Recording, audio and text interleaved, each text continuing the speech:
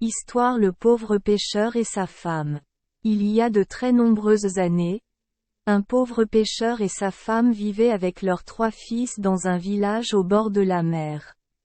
Un jour, le vieil homme posa son piège dans l'eau non loin de sa maison, et la nuit, en allant le voir, il s'aperçut qu'il avait attrapé un gros poisson blanc. Cela surprit beaucoup le vieil homme, car il n'avait jamais vu un poisson pareil auparavant, et il lui vint à l'esprit que c'était le curé de la ville. Il courut vers sa femme aussi vite qu'il put et cria : « Ma femme, j'ai attrapé le prêtre. » « Quoi ? » dit la vieille femme, terrifiée à la vue de son mari effrayé. « J'ai attrapé le prêtre, » dit encore le vieil homme. Ils se précipitèrent ensemble vers la rivière où était tendu le piège, et quand la vieille femme aperçut le poisson, elle s'écria : « Oh !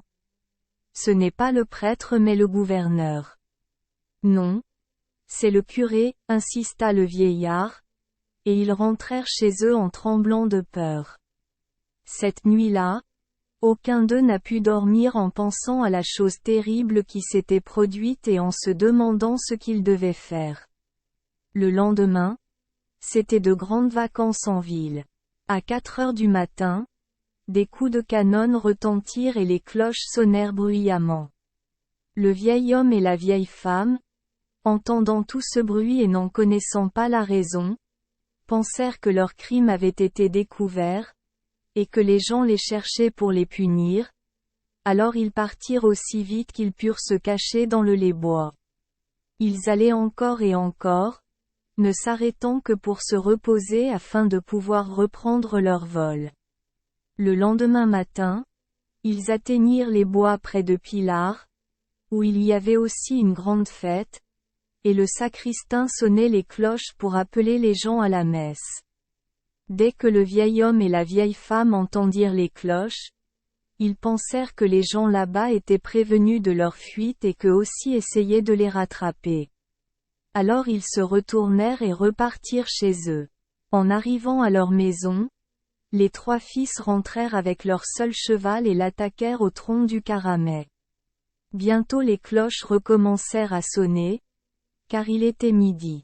Ne pensant pas à quelle heure il était, le vieil homme et la femme sortirent en courant avec terreur et voyant le cheval sauter sur le dos avec l'intention de se rendre à la ville suivante avant que quiconque puisse les rattraper.